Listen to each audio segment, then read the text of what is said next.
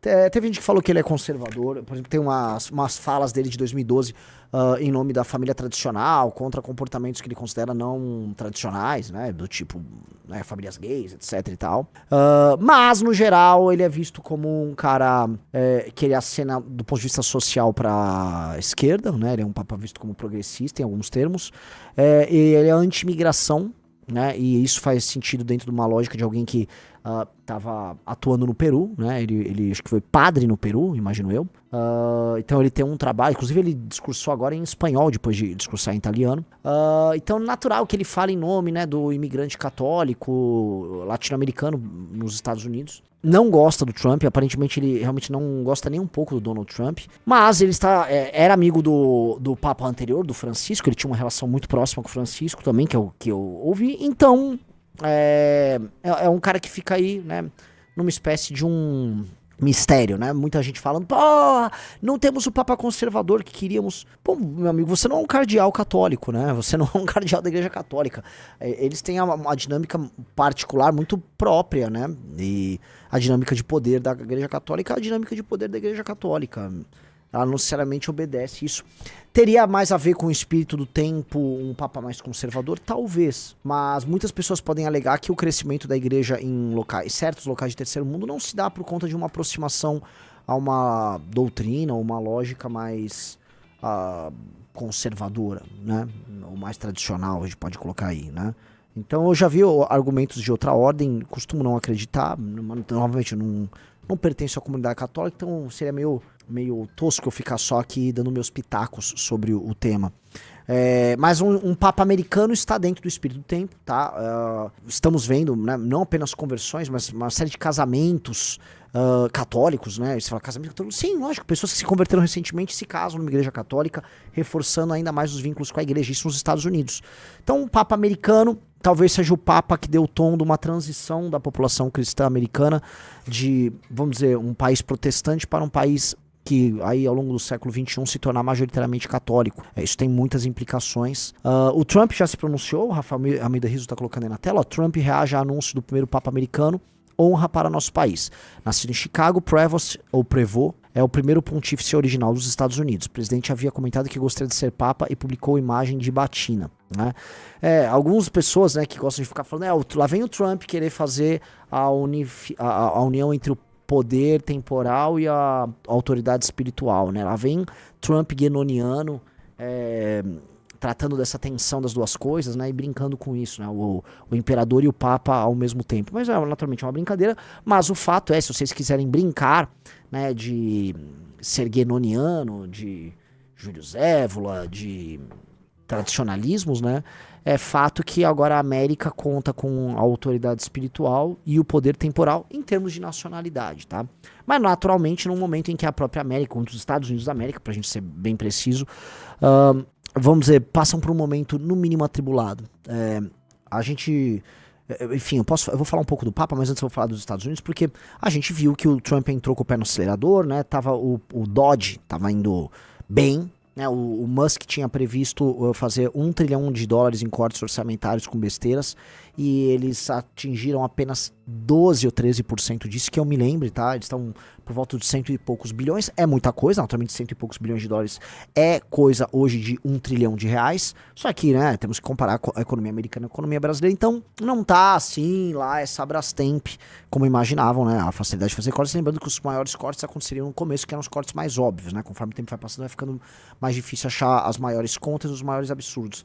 Segunda coisa, o ímpeto, né, ímpeto deportatório, vamos botar aí, né, do governo americano, esse ímpeto em botar os imigrantes para fora, ele foi atrapalhado nem tanto pelo trabalho dos democratas, dos oposicionistas ou grupos de direitos humanos, mas na prática pelos custos de ficar colocando a galera no avião e mandar embora. Então o Trump não tem uma resposta para as deportações, né? Ele, não, agora a imigração desenfreada parou, a fronteira tá fechada, ok, né, mas e aí, e esses dezenas de milhões que entraram aí recentemente, vai fazer o que com eles, né? O seu eleitor quer que deporte, o Trump não tá deportando, ele ainda é bem aprovado por conta da questão da imigração, mas as deportações ainda não foram, vamos dizer, exatamente resolvidas, isso era um tema central de campanha dele. Terceira coisa, a guerra fiscal do Trump tá uma bosta, tá? Ela tá uma bosta, dá pra cravar hoje que a China está ganhando esse duelo, e ganhando com certa vantagem. E na verdade no jogo internacional quem pareceu o adulto na sala foi a China. Todo mundo comentou, pô, isso faz parte de um novo game, o Trump, ele faz essas negociações, né? Todo mundo conhece o livro de negociações do Trump, né? O Trump, ele pede mais pra pegar um pouco abaixo, que é o que todo mundo sabe, assim, todo mundo sabe que numa negociação você pede mais pra pegar no meio, né? É aquela coisa, você quer sair do ponto A pra ir pro ponto B, então você pede o ponto D, né? Porque se você já chegar no C, você tá com muito lucro. Se chegar no B, é o que você queria, e você tá no A, então... em certa medida não tem nada de muito especial. Aí ele fala de algumas técnicas, mas essas técnicas todas são meio platitudes. E você vai falar que você vai usar uma técnica negocial interpessoal num jogo global, meio que, né, eu tô inovando, não é exatamente uma grande inovação. Então a China soube jogar o jogo global muito melhor. A política externa americana foi exposta a alguns constrangimentos, como aquele dia que ele estava com aquela tabela.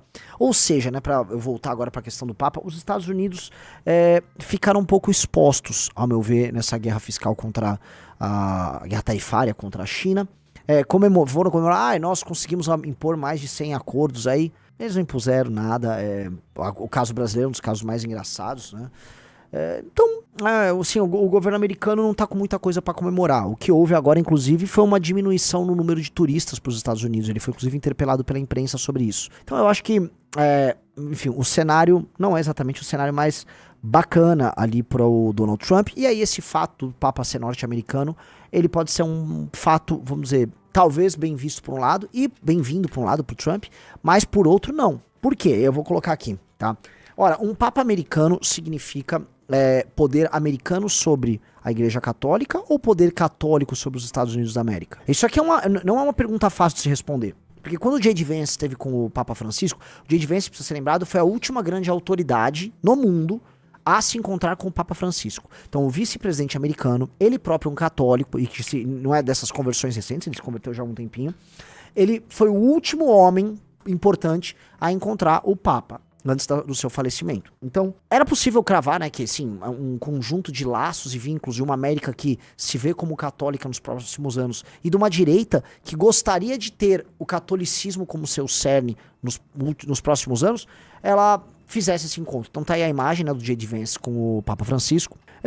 Mas para quais termos? Para, vamos dizer, adestrar a Igreja Católica e colocá-la sob, vamos dizer, a visão de mundo maga, que procura talvez essa autoridade espiritual ou um determinado tipo de autoridade espiritual tradicional, romana, europeia, tá?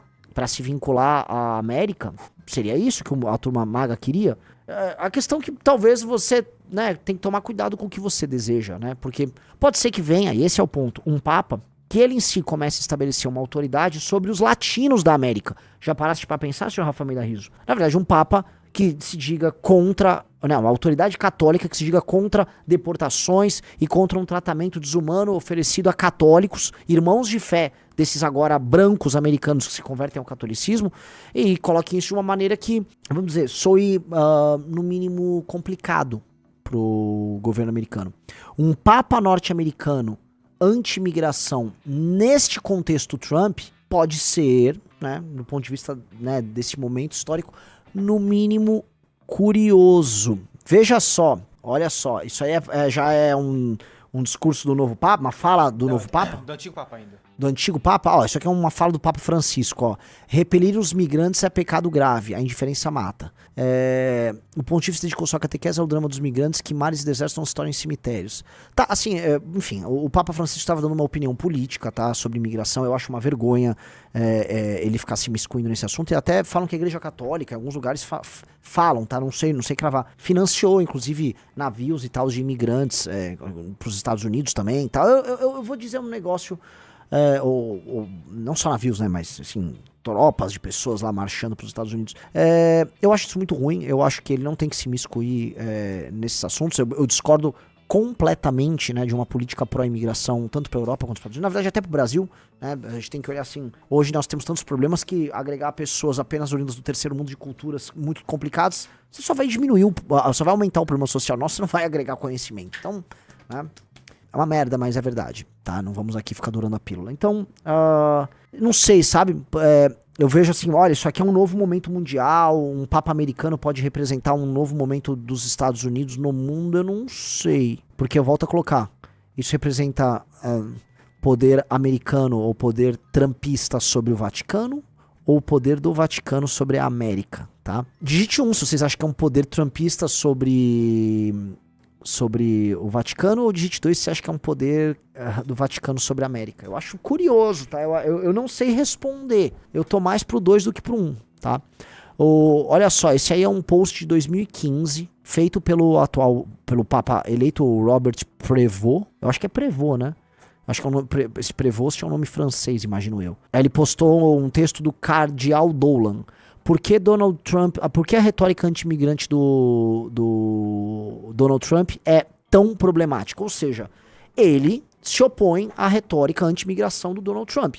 Dado que essa é a principal plataforma da direita americana hoje, tá? O Partido Republicano tem como principal plataforma a anti-imigração, não será exatamente, né, um passeio no parque a relação. Vixe, isso é de quando? 3 de fevereiro de 2025? Isso é de 3 meses atrás. 3 meses atrás, veja só, um post de 3 meses atrás do atual Papa, ele disse: J.D. Vance está errado. Jesus não nos pergunta... Jesus não quer saber como nós, sei lá, colocamos hierarquias, como nós hierarquizamos nosso amor pelos outros. É um texto, não sei de quem é, tá? Enfim, não sei se é ele que escreveu o texto, mas o que nos interessa aqui é que isso tem 4,5 milhões de views. E é uma opinião que vai de encontro à do J.D. Vance, né, que é justamente católico, que é ele próprio vice-presidente americano e que teve essa conversa com o Papa Francisco. Sei não, viu, Riso? E aí? Parece um cara que gosta de se posicionar bastante sobre Trump e sobre J.D. Vance, inclusive. Uhum. Não é assim, não é política genérica, ele cita os nomes. Assim, não são posições genéricas dele sobre o caso. Então, esse cara pode ser uma espécie de contraposição, enquanto autoridade espiritual, ao poder temporal de Donald Trump, tá? E aos sonhos molhados da direita maga.